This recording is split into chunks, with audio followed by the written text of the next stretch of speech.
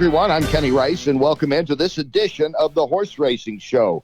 Thank you for tuning in, be it on iHeartRadio, Stitcher, YouTube, WVOK 93.9 The Ville, iTunes, or Google Play. Downloaded in 22 countries. We thank everyone for tuning in and supporting this show. We're in our 80s now of this show.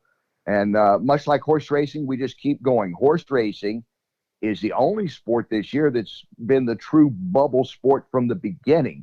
There was horse racing going on back in March and April when everything else had shut down.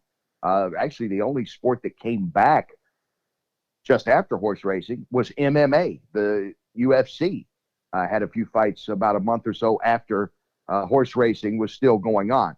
Now, most of the horse races, as we're still seeing, as we saw with the Triple Crown and will with the Breeders' Cup, has been without fans in the stands. The advantage that horse racing has over other sports, and it's always been the double-edged sword for this sport, is because of the gambling element. There are still people that are turned off by the gambling element. They like the excitement of racing. Maybe they're casual fans. They're interested enough, but they're not going to be studying the form. They're not going to be worried about making bets. But the driving machine of horse racing is and always has been and always will be the gambling element of it. And the fact that you can get on your iPhone and make a bet, get on your laptop, make a bet, and pull the race up and watch it. If you're not on TV, you can pull it right up on your phone and watch it. That's been a big key to keeping horse racing going throughout it all. And most of the tracks have had success. Some have had record numbers, disappointing a little bit with a few of the tracks. But as we've seen, horse racing went on, readjusted. Triple Crown went on, out of order this year, but it's done. And now the Breeders' Cup is coming up in just a few weeks, like 3 weeks away. Wow, how quick it goes. Speaking of that, all eyes on the state of Kentucky and on Keeneland with the Breeders' Cup coming. And Marc Guilfoil, the executive director of the Kentucky Horse Racing Commission, will join us in just a few moments to take a look at the state of racing in the Bluegrass State and what's being done to get ready for this edition of the Breeders' Cup. Later on, the award-winning journalist from the Daily Racing Form, Jay Privman, will join us and kind of size up this picture with a lot on the line in the Breeders' Cup, probably as much this year as any year, determining Horse of the Year, determining division honors. Right now, who is the best 3-year-old? Would it be Authentic? Would it be Tiz the Law? Would it be the filly, Swiss Skydiver? Swiss Skydiver, certainly the best 3-year-old filly. Is she the best overall, regardless of gender? That's one of the questions. The Classic shaping up to be just that, with Improbable, Maximum Security, Tom's Detente, By My Standard, and then the 2 3-year-olds, Authentic and Tiz the Law, all expected to go in the Classic. And the distaff could be a great showdown if Swiss Skydiver goes there and runs against Monomoy Girl. So a lot on the line, a lot to talk about. Jay Privman does a great job keeping up with everything for the Racing Form. He'll join us right after Marc Guilfoil. Joining us now, as always, on lead guitar is Ben Chaffins. Ben, how are you? Good, Kenny. How are you doing today? I'm good. Are you getting excited about the Breeders' Cup? Because I know you're one of those casual fans out there that doesn't live to go out and bet on a horse race. Not that you're opposed to it, but I think you would be kind of in that 50-50 of people that like horse racing, enjoy watching some big races, but you're not running to the window or getting on your iPhone right now and trying to make a bet on today's events. Yeah, that's true. But I am looking forward to this, especially since it's kind of in Keeneland. It makes it feel a little bit more like it's really happening to me as that casual fan, as opposed to when it's not here near me. If that makes any sense to you? Yeah, I think it probably does to a lot of people when it comes to their town. And basically, it looks like it's forever going to bounce back and forth between Kentucky and California. It goes to Del Mar next year, and then the year after that, it comes back to Keeneland. Keeneland basically getting a mulligan this year from the Breeders' Cup because they cannot have fans, so they'll get another crack at it in the year 2022. But yeah, I think it makes a lot of sense. And usually, having covered the Breeders' Cup for many years, when you're in that city, it means something. Even in New York, when it was at Belmont, it got a lot more coverage in the papers and on TV in New York than it will when it's here in Kentucky. You know, it'll get some coverage all over. And a few racing states will get involved in it, like Arkansas, Louisiana, Florida, Maryland. There'll be some publicity. But by and large, if it's not in your town and you're a casual fan, you may just casually watch. When we come back, we will do more than just casually talk. We'll find out about the state of Kentucky racing and the Breeders' Cup coming to Keeneland when Marc Guilfoil, Executive Director of the Kentucky Horse Racing Commission, joins us. And then later on, it will be Jay Privman from the Daily Racing Forum. Thank you for tuning in. This is the Horse Racing Show.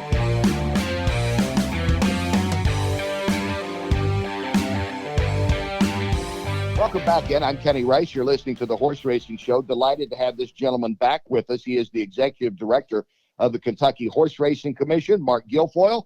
And, of course, it's happening in Kentucky in the next few weeks. Not only Keeneland meets still going on right now, but the Breeders' Cup returning to the Bluegrass State. Marc, welcome back in.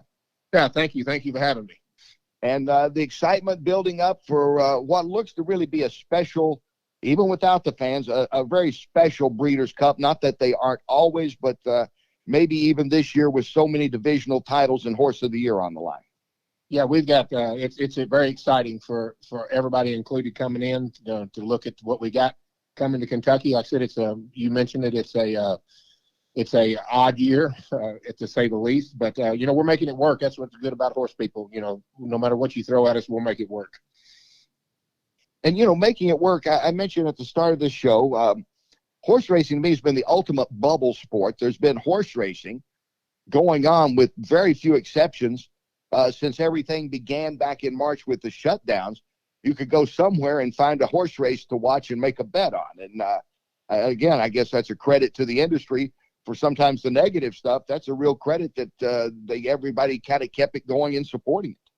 Yeah, it is a credit to our industry. It's also a credit to our government and our governor in the state of Kentucky, that noticed and knows what horse racing and it is as important, if not more important, the horse sales bring to the state of Kentucky. We've had to go about it a different way, but the governor has worked with all the racetracks, and the racetracks have worked with the governor so we can put on the show.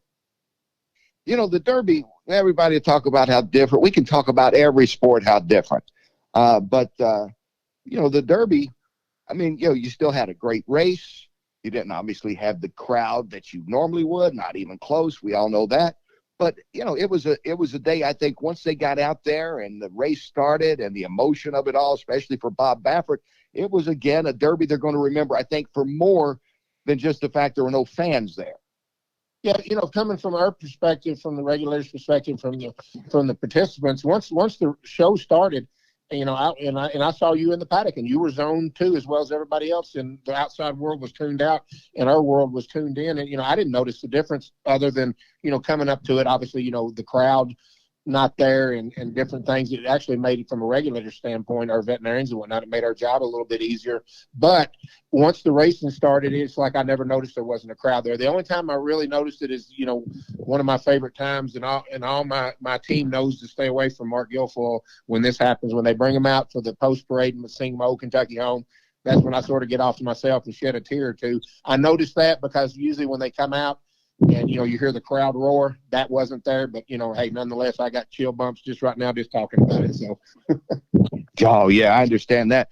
For me, Marc, it was the walkover. Because, you're just so used to hearing the crowd build up. And they're over there. But I'm usually at the barn area. And when I first start walking over, and this year is with Jack Knowlton, the owner of Tis the Law. And he and I both talked about that. It was empty. You could really feel the emptiness there. But like you say, once you get in there and you focus on that, what your job is, what my job is, what the trainers were doing, their grooms, everybody, it makes it different. And, probably for the horses, with the exception of 1,000 Words, they probably enjoyed it better not having a crowd there. Yeah, it probably eased them a little bit. They're used to crowds, but they're not used to crowds of that magnitude. And you made a very good point about the walkover, because usually I'm on the backside a little bit before the Derby. This year I was not back there, and I always take a lot of pride in sitting on the backside looking at the front side. You really get the feeling of what Kentucky Derby is when you're sitting there looking at 150,000 people. It is absolutely amazing. So I can see what you're talking about on the walkover of how you missed that. Yeah, and going through all three of the Triple Crown races this year, and even though we know it's out of order and all that, I don't know if you could have found three horses that have distinguished themselves where there's going to be a great debate, Not who the best 3-year-old filly is, but the best 3-year-old overall. I think all three horses made a pretty good case, and the Breeders' Cup will decide a lot of that 3-year-old picture, I believe. Yeah, I agree with you. There's been a lot of good horse flesh on the racetrack this year. It's been very exciting races, and it's the thing about it. There's not really a runaway. It's debatable. You can pick a horse. Pick McPeak's horse that won the other day, and you can debate all day long, and then somebody can pick another horse and throw another race in. So there's been a lot of good horse flesh on the racetrack. It's been an exciting year. It's been unique with everything being later to see how some of these colts develop a little bit later in the year than they probably would have earlier. You look at Baffert, he looked like he had a couple world beaters early in the year. They went by the wayside, and lo and behold, he didn't come up with a couple more world beaters later in the year. We're talking with Marc Guilfoil, the Executive Director of the Kentucky Horse Racing Commission. Of course, Kentucky, again this year now hosting the Breeders' Cup. It will come back to Keeneland. It was there in 2015, and what a special time that was when American Pharoah won the Grand Slam. But now, coming into this, as far as the Racing Commission working with the Breeders' Cup, how does all that unfold, Marc, as far as putting on an event that is a worldwide event? It takes a lot of preparation. We work quite a bit with Breeders' Cup, and when it was at Churchill Downs, now it's at Keeneland. They're very professional. Dora Delgado, we worked arm in arm with her. It's funny. I was thinking about right at Derby because I tell my team at the office we have everything ready to go for the Kentucky Derby 200 days out, and then after that we just sort of sit and make sure we fill in the gaps. And when Derby was over with this year, it was like, wow, 200 days is real quick. But Breeders' Cup's the same way. We try to get everything 100 to 200 days out. The extra staff that we need with the veterinarians and the eyes on the horses and security and whatnot, we work with Breeders' Cup and whoever's hosting it in the state of Kentucky. So it's sort of seamless. You sort of sit back every once in a while and pinch yourself from a racing commission standpoint about the world-class events that we have in the state of Kentucky, and it's just sort of, we do it every year with the Kentucky Derby. So it helps us prepare for the Breeders' Cup. It's not a new one, it's because we deal with the Derby every year and getting that ready and working with Churchill Downs, and then obviously this year working with Keeneland and working closely with Drew and Dora at Breeders' Cup. They're great to work with. The word no's not in their vocabulary. They'll say, let's try to work something out if we need something, and we get it worked out. You just made a great point that I hadn't thought of, because obviously trainers have had to readjust their schedules this year. Even some jockeys have readjusted what mounts they would have, maybe because of a timing that would be a little different than in a normal year. But you guys, you didn't have that 200-day window between this year's Kentucky Derby and this year's Breeders' Cup. No, we didn't. And we bring in, we'll have probably 11, 12 veterinarians on staff, probably 6 to 7 people we bring in specialized from other states. Same with security.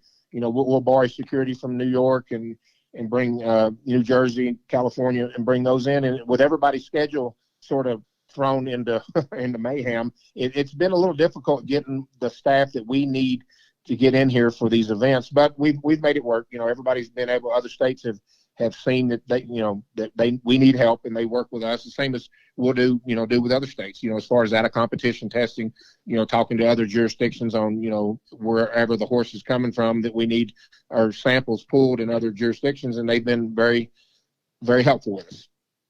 Talking to Marc Guilfoil, the Executive Director of the Kentucky Horse Racing Commission. Quick break. Stay with us. We'll be right back with Marc on the Horse Racing Show.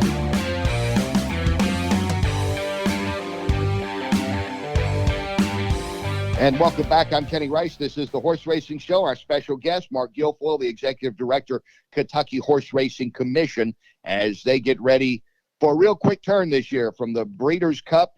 That's just a couple of months after the Kentucky Derby, the way things unfolded this year. Marc, you were talking just before the break about all the different outfits that you work with, and I'm sure they work with you in other situations. Perhaps next year, like when it goes back to Del Mar, the Kentucky Horse Racing Commission works with California, and I don't know if you help coordinate sending out vets or extra personnel with the Breeders' Cup, but it's the time when horse racing really seems to come together. Yeah, it is, and we'll get the phone call from Dora and whatnot at Breeders' Cup in Del Mar and we'll send our security out there, whatever they need. If they need some of our security, we'll send our chief veterinarian out there. We'll also send our equine medical director out there.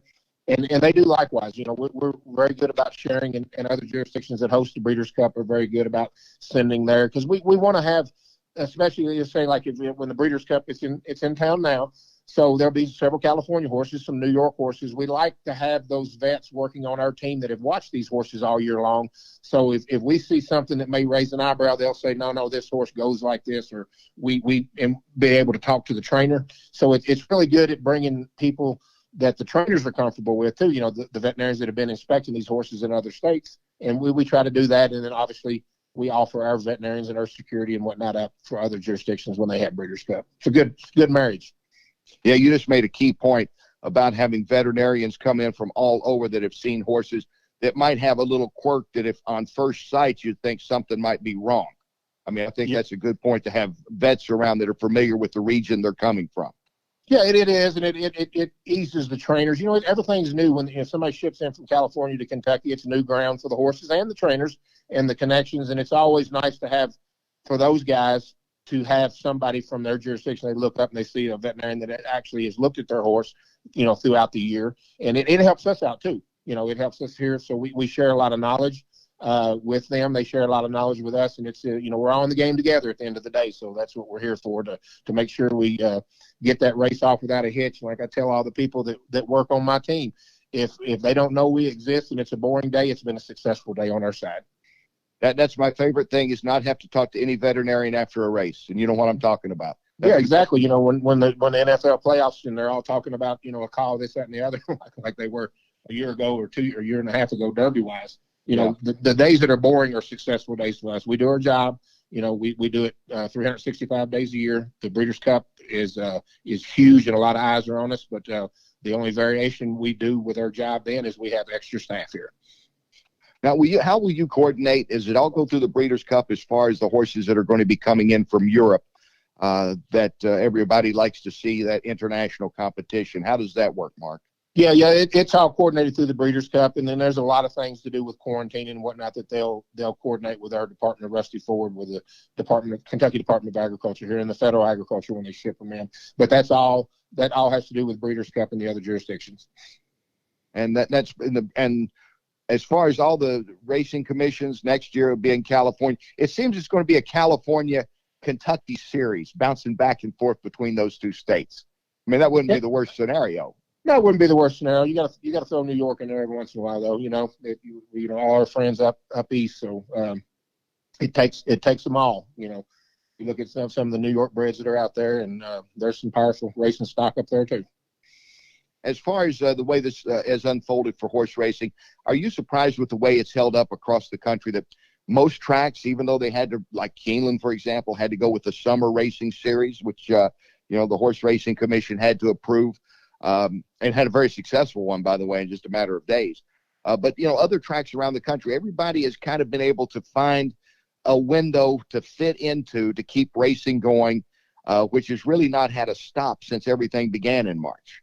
Yeah, I will add to that. I don't want to do this every year if we can keep from it, but no, it's been, like I said earlier in the show, we're pretty adaptable people. The people in the horse racing industry, as long as you have an adaptable government, which we are blessed with in the state of Kentucky, and Governor Beshear that sees what we're trying to do, and some people aren't very happy with the way things are going right now, but at the end of the day, we got to show off. We got to show the people what we have out there. We got to race. Purse money's only good if it's in horsemen's hands. We can sit on a lot of purse money and not have racing, and that's no good. We got to get the money out to the trainers. They got to race for it, compete for it. Got to get it out to them so they can pay the feed bill, the fencing people, the boarding people, the shipping people. It's all the trickle down part of it. Sitting on a lot of money doesn't do any good unless we get it into the hands that gets it back out into the economy. And they have to compete for it, and that's what we've accomplished in Kentucky and throughout the United States. And as you mentioned very astutely early on about the horse sales that went on and how vital that is from the whole horse racing community. Everything's not just about being on the track, as you just mentioned, all the other jobs that are associated with racing. No, yeah. You think about, that's one thing I've skipped over, and I shouldn't have, is what it does for the economy in the United States and the country and in the state of Kentucky. It's a $3.5 billion industry in the state of Kentucky, and the jobs that it's amazing. the sales is what's so important about the sales. Obviously they're selling yearlings, and when the yearlings race, can you imagine if we hadn't had the sales, it's going to be hard enough 2 to 3 years down the road trying to dig out from this hole, but it would have dug a little bit deeper hole for us. But again, I can't say enough about our governor and the state of Kentucky and the importance of horse racing and everybody pulling together. The racetracks, from a regulatory standpoint, when we have people that come to see us, usually we're not telling them they've done a good job. It's usually there's something going on. So to watch these racetracks pull together and the horsemen's organizations out there pull together and the horsemen pull together to make the show go off, to me, it's expected, because I know horse people. I've been around for 40 years, and I know how we're nimble and how we can make things work. But it's always a good feeling to see everybody, sort of drop their knives and let's get together and let's get this show on the road. As a Kentuckian, what does it mean to have the Breeders' Cup here this year, Mark, in addition to, obviously, your job is heading up the Racing Commission? I love it. I absolutely love it. It's sometimes I got to pinch myself and tell myself I'm a regulator, not a fan. But it's like being in the locker room at an NBA basketball game, or the All-Star Series, or baseball, whatever sport you like. It's like being right there at the All-Star Series, because all the horses you've watched race all year long, here they are. They're right in your backyard, and they're right in front of you. And it's like I said, every once in a while I got to pinch myself and say, quit being a fan, you're a regulator. But that's a good thing. Well, yeah, I think if all of us that cover it, all of us that are around it, we all feel the same way. You got to say, I got a job to do here, but wow, look at that horse over there. Hey, oh, yeah. That horse might not be my story, but I'm saying, wow, look at that horse over there. So yeah. I think it's a good thing. I'm happy we have it in Kentucky, and I'm glad that Breeders' Cup is let us have it in the state of Kentucky. And obviously, our doors are open for any time they want to have it. Well, I know you got a lot to do, and I appreciate your time, pal. And I will see you at the track in about 3 weeks out there at Keeneland. Looking forward to it, Mark. Yeah, we got like 20 days, and the show goes off. So we're all good. We're ready to roll. And as always, Kenny, anything we can ever do for you, just let us know. Well, compliments to you and the commission. Another great job in what has been a trying year for everyone. But Kentucky has pulled it off, and I know they will at the Breeders' Cup. Yes, you got it. All right. Talk to you soon. Thank you. Thank you, Kenny. Marc Guilfoil, Executive Director of the Kentucky Horse Racing Commission. What about those Breeders' Cup horses? Jay Privman will join us to talk about it right after this.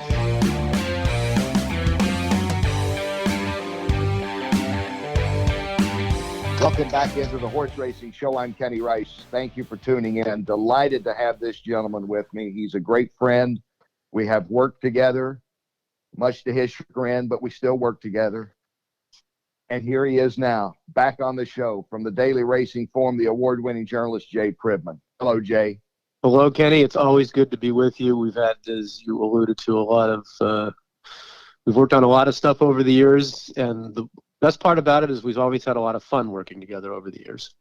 And I want to apologize to horse racing for us having fun, Jay, because I don't like to have a lot of fun when I cover sports. I don't think it's allowed. I said that on the show a couple of times, and I've had some of our friends, you would actually know some of them if I mentioned the name, they said, why do you say that? And I said, have you ever been around sometimes the winner's circle at a big race or go to the Eclipse Awards? It's like church-like. Yeah. I like people should be pouring champagne on their heads and jumping up and down, but some do. There's enough younger people out there, I think, that are really getting into it. So that's good. That's good. The future is bright. We're hoping so. Yes, that is exactly right. And the future at the moment is only 3 weeks away at Keeneland as the Breeders' Cup returns there. And you got to read Jay and keep up on who's the horses out there to watch, but I find this one of the more interesting years, not just in all the craziness that's happened, but we're shaping up to have some really potentially outstanding races. Not that we don't always, but we got some big stars that are going head-to-head, looks like, in this year's Breeders' Cup, Jay. Especially in the Classic, Kenny. I wrote last week in the kickoff piece we did for the Racing Forum, as we do our weekly countdowns now, that I thought this Breeders' Cup Classic has the potential to be as good as some of the best ones we've seen in the past. The two that immediately come to mind were the field in 1998 and 2004. But, this year with Improbable and Maximum Security and Tom's d'Etat and Tis the Law and, the Derby winner, Authentic. and maybe even the Preakness winner, the Philly Swiss Skydiver, getting in there, among others. It's just such a good race, and I'm just hoping that they all can get there, because as you know, as you get closer to these races, sometimes horses get a little dinged up. But right now, this field is, to me, is as good as any we've seen in the past for the Classic. It really is. And, I guess, obviously, with the way things have shaped up, with the spreading out this year of the Triple Crown and all, I can't remember as many good 3-year-olds like as you just mentioned, Authentic and Tiz the Law and Swiss Skydiver. Maybe even Art Collector will pop up in the Classic, not putting him in that category just yet with those other three, but he's, had a good season. And we really don't seem to have this many good 3-year-olds still viable at this time. I don't know if it's because the way everything was spaced out, it just worked out that way. And I know, obviously, some good ones were sidelined along the way, including a couple of Baffert stars at the first of the year. Yeah, I think, though, you raise an interesting point, because there is the very real possibility that because this year's Triple Crown was postponed for all the races, and that there was the spacing, that maybe you had a more mature 3-year-old competing in the Derby and in the Preakness, and that's served them well as they head into the fall, instead of getting sort of chewed up the first half of the year, and then a lot of them you don't even see again till their 4-year-old season. So I think that's an interesting theory, and I think it has some relevance. Well, I'm glad that my theory is working. But no, it really has been interesting, hasn't it, to see that, these good horses. And I know we were talking about the Derby beforehand. We were talking about the Derby beforehand. If they'd had it in May, how many of these horses would have been in it compared to now? Maybe Authentic, the winner of the Derby, might not even been there, or certainly would have been well down the lineup for Baffert. Right. I mean, his best at that point were Nadal and Charlatan, who both finished first on the actual Derby day in the split divisions of the Arkansas Derby, which had been postponed as well. But he always did think Authentic was a top horse of his, and he had run well early in the year before the Santa Anita Derby got postponed until after, when the original date of the Kentucky Derby would have been. But I don't think there's any question that Authentic benefited by the postponement, because he's a young 3-year-old and he had more time to mature, and that's probably going to help him as he heads into the fall now to take on older horses for the first time, as it should with all these 3-year-olds. They're just a little bit more mature and had more time to develop without going through that Triple Crown grind as early in the year as they're usually required to do. Talking with Jay Privman of the Daily Racing Form. And Jay, with all three of the Triple Crown races, every performance was an impressive performance, including what I think obviously is the race of the year in the Preakness, with Swiss Skydiver nosing out Authentic. But Authentic was challenged and beat Tiz the Law. And then when Tiz the Law earlier won the Belmont, he did it in impressive fashion. So we have 3-year-olds that have all made, I think, definitive statements in their Triple Crown wins. Very much so. I mean, for a Triple Crown that was just so chaotic this year, with being run in a different order than we're used to at different times of the year, and with the spacing, it was at least satisfying that there were 3 top races to watch. Tiz the Law's Belmont was an outstanding performance on his part. The Derby was an exciting race with Authentic holding off Tiz the Law, and then, as you said, you couldn't do much better than the Preakness to see Swiss Skydiver and Authentic go head and head for the last 3 furlongs of that race, and the filly prevail at the end, while being nearly 10 lengths clear of the rest of the field. So it was a strange Triple Crown, but it was, I thought, a satisfying one in terms of the quality of the performances that we saw. Yeah, I totally agree. And I'm not surprised that Tiz the Law's folks, Barclay Tagg and company, decided to skip the Preakness and point him to the Breeders' Cup. He's had he's had probably as trying a campaign as almost any 3-year-old, except for Swiss Skydiver, who's probably Kenny McPeak might be trying to find one more racetrack to run her at before Keeneland. I don't know. She had an amazing year, 9 tracks, 9 races. It's something. It really is. It's a real testament to her quality, to the job that Kenny McPeak has done with her to keep her going through such an ambitious campaign, including going out to California for the Santa Anita Oaks. as well.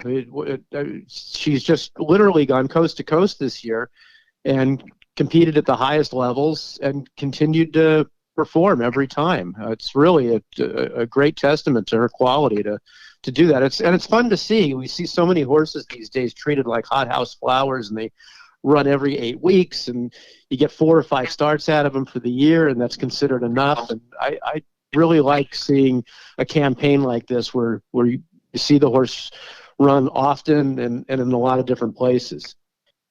And in scenarios where Kenny McPeak, as some other trainers would do, but I think Kenny's the first to get in this political year. He's the first to start the lobby that he may have the horse of the year, and possibly so if she won the Classic, or she goes head-to-head with Monomoy Girl of the Distaff and wins that, which looks like a pretty solid field other than those two as well. They can probably make a case for her unless Improbable or Maximum Security pops up. And I guess that's the great thing about this Breeders' Cup. You might have 3 or 4 candidates for Horse of the Year running on that weekend in Keeneland. Oh, for sure. I think you'll have all the top candidates running. And if she does go in the Classic, then the Classic will unquestionably decide Horse of the Year, because you'd have every top candidate for Horse of the Year in the same race. I think you can make a legitimate case like right now for Improbable being a Horse of the Year candidate, for Tom's de Tot being a Horse of the Year candidate, for Tis the Law being a Horse of the Year candidate, for Maximum Security. If any of those horses won the Classic, they'd be Horse of the Year. So obviously, if Swiss Skydiver is in that race, and for sure if she beats them, I mean, there's no question she's Horse of the Year. It's a little trickier if she goes in the Distaff and wins that, and then one of those other male horses win the Classic, beating Authentic. And Authentic obviously would be in that mix for Horse of the Year as well if he were to beat older horses in the Classic.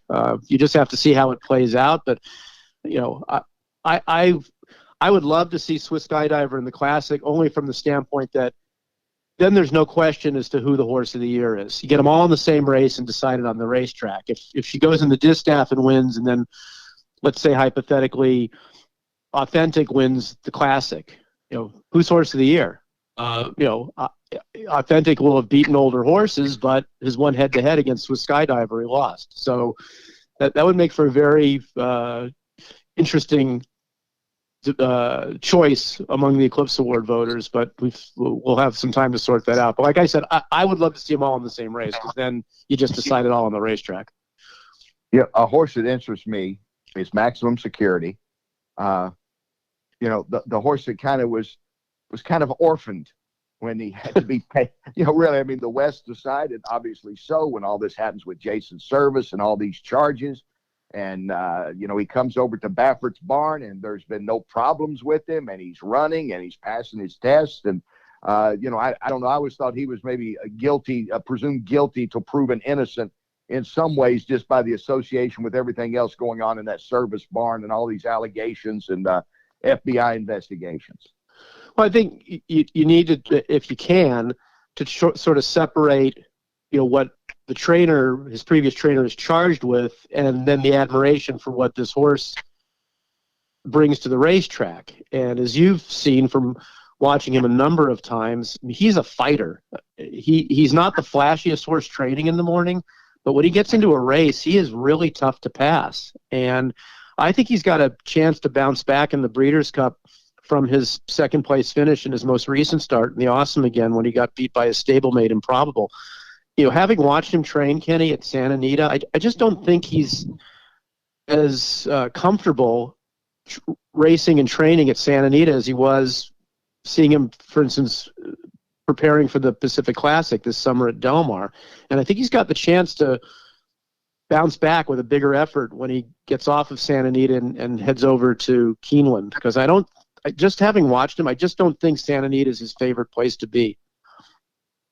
We're talking with Jay Privman of the Daily Racing Form. We're going to take a quick break and discuss more about the upcoming Breeders' Cup right after this. You're listening to the Horse Racing Show.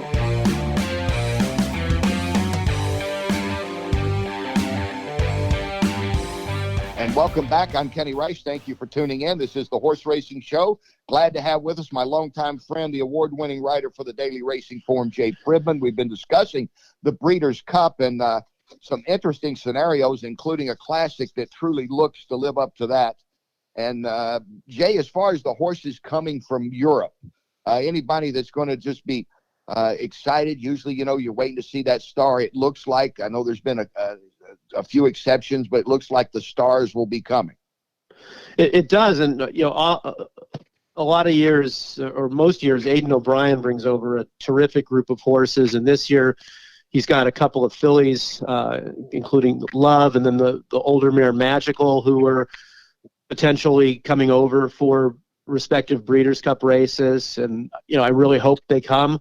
They always make for a much more interesting Breeders' Cup. And then the 2-year-olds that come over for the grass races have performed well over the years. And so those are among the Europeans that I'm looking forward to seeing coming here. There's some big races this weekend at Ascot, which this year, owing to the way the Breeders' Cup falls, is 3 weeks out from the Breeders' Cup. So it gives those horses even more time to race in those championship races at Ascot in mid-October and then move on to the Breeders' Cup races. And so we'll go to school on how those horses perform this week, and then we'll start finding out for sure who's coming over.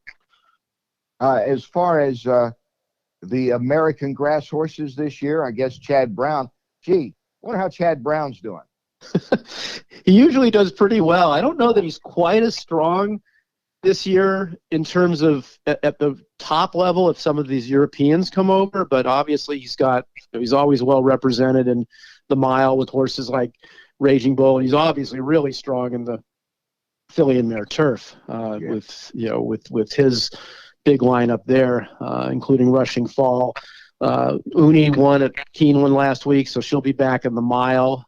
So he'll have his usual strong and deep group running in a number of different grass races. And I know he's kind of pigeonholed as a grass trainer, but he's going to have the favorite in the dirt mile in Complexity, who's winning the Kelso, was just phenomenal. And it's it always amazes me, that it's not by coincidence that you see some of the same people showing up, is it, at the Breeders' Cup? Like you mentioned, Aidan O'Brien, like we're talking about Chad Brown. Baffert seemed like it's going to have something every year in the Classic. It's not by coincidence that these guys are getting these horses and turning in such good results. No, I mean, they've proven themselves over the years to be outstanding trainers. And, I think just as in any occupation, some people are better at their jobs than others. And if you continually perform well, especially in this sport, owners are going to be gravitating towards you because they want to move towards giving themselves the best chance. And the guys who win at that level are obviously attractive people to associate yourselves with. And, of course, people get excited about the 2-year-old races, already wanting to look ahead to the Derby, which, if all goes well, will be run the first Saturday in May in 2021.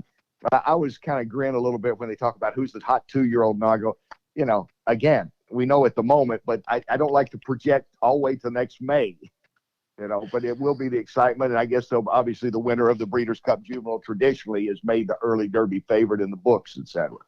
Right. And it's still such a long ways off. You just don't know who's going to progress over those months to be the top Derby contenders. And more in this era, as you know, a lot of times, even by now, the Derby winner hasn't even made his first start yet because they don't even get going until sometimes in November or December. But that said, this year, the horse who won the Champagne the other day in New York, Jackie's Warrior, looks like a really special horse. And he's by McLean's Music, who has already produced a Preakness winner. So that should bode well for Jackie's Warrior stretching out. And he's clearly the horse to beat, by my mind, Kenny, in the Breeders' Cup Juvenile. And at this point in time, he looks like the kind of horse who's going to stretch out and hopefully he'll continue to progress and be a top Derby contender next spring. But boy, right now he does look like the head of the class among the 2-year-olds. Yeah, that was a spectacular race. And if that's the thing that gets you excited, that's what keeps horse racing going, the interest of the people, who's going to be the next star and the hope and, getting ready to see a great showdown or a potential star in the making. I mean, I think especially the Breeders' Cup seems to really accentuate that to me. I go back to Arazi, where he looked like one of the greatest horses of all time in winning the Breeders' Cup Juvenile at Churchill that year. Well, that was one of the most spectacular individual performances in the history of the Breeders' Cup. But your overall point, to me, that's the beauty of the Breeders' Cup, is that you get all these different horses coming from all over the world, running in every kind of race imaginable: short, long, turf, dirt, older horses, younger horses, races that are restricted to fillies, races for all comers. It's kind of like a horse Olympics, and all the different events. And I don't think there's anything that compares to it, and all the stuff that we cover throughout the course of the year. It's my favorite event to cover, just because of the quality of the racing and the depth of the racing in terms of quality among all the horses that come over and that you see all in 2 days competing against one another. It's a spectacular event. Yeah, it can be overload, can't it? You look around, there's another great trainer, there's another great horse, there's a great jockey, a jockey that's over from Europe. That, like you say, it is the Olympics, the All-Star Games, whatever analogy. It's just great. It is. It's so much fun to see all those horses in one spot. And like you said, it is almost overload, especially there's 2 times where it really sort of overloads me, is in the morning when they all come out to train and you're trying to just sort of follow everybody along. And then once the races get going, there might be 35 minutes between races, but by the time you've digested one, it seems like, oh my God, they're on the track for the next one. Here we go again. It's really nonstop. I know the 30-minute break or so, but it's nonstop. It really is. Even I think for people watching at home, they look and they go get them fix a sandwich. Wow, there's another great race. That's what I love about it. And Jay, what's been interesting this year in horse racing, it might be the ultimate bubble sport. While everybody else was on hiatus, horse racing around the country kept going, and Fauner Park might be the story of the year in many ways with racing. It kind of summed up that the sport's going to keep going. They're going to make adjustments. Some fans, then no fans, but whatever. The horse racing has been the one sport that has gone through it all this pandemic with no shutdown nationwide. Certain states, yes, but it's had some form of racing out there that you could watch or bet on, or both. Right, and I think it's really admirable, and it's a real tip of the cap to a lot of people in racing for coming up with the different protocols that had to be used in order to continue to keep racing, to keep people employed, to keep the economic part of the sport going. It's still not back to where you want it to be, but it could have been a heck of a lot worse. And like you alluded to, there were things this summer where jockeys had to stay pretty much in their respective regions. But if that's what needed to happen, if it was going to prevent some jockeys from California from going to Saratoga to ride big races, but if that's what needed to happen to keep racing going, then fine. There's been things that we've seen that hockey and basketball have had to do to keep going and to finish off their respective sports and crown champions. Baseball's doing it right now, and football, and I think racing has done a terrific job, and hopefully will continue to do so. Yeah, and like I say, people were betting on races at tracks they might have forgotten about existing this year. Yeah, you're right. Fauner Parks, like you were talking about, what happened with them, the amount of money that ended up getting bet on their races compared to the past was so, like you were alluding to, so emblematic of this year, where people were just sort of looking for some action, and here was a track that adjusted their schedule to run on days when other tracks weren't running, so that more eyeballs would be on them. And it was at a time when a lot fewer tracks were running to begin with. It was in the early stages of the readjustment owing to the pandemic, and there were a lot less tracks that were running early on, and they just did blockbuster business, and it was great to see, and good for them for doing what needed to be done and being creative and proactive and reaping the benefits for not only themselves but especially for the horsemen that support that racetrack. And I can't wait till next year when they have the Jay Privman Kenny Rice show live from Fauner Park each week. That's what this sport needs. It's what everybody in racing has been clamoring for, and I thought we were going to keep it a surprise until next year, but since you've You've let it out. We might as well let everybody in on it now. We say that it'll probably be on Twitter as if we are. Jay, listen, my friend, it's been great catching up, and I hope that we catch up in person in just a matter of days out at Keeneland for this year's edition of the Breeders' Cup. Great insight as always. Thank you. Kenny, it's always great being with you. Thanks for having me on.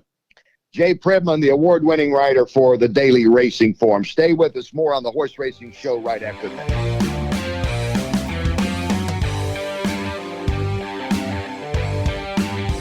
Welcome back to the Horse Racing Show. Thank you for tuning in. Thanks to Marc Guilfoil, Executive Director, the Kentucky Horse Racing Commission.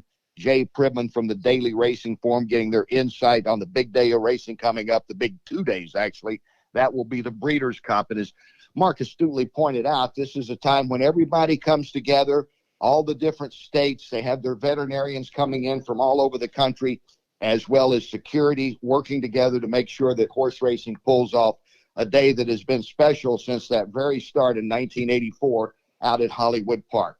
It should be a great race. We're going to talk more about that in the coming shows. Thank you for tuning in. Ben Chaffins, thank you as always. Thank you, Kenny. All right, we'll talk again next week. I'm Kenny Rice, and this has been the Horse Racing Show.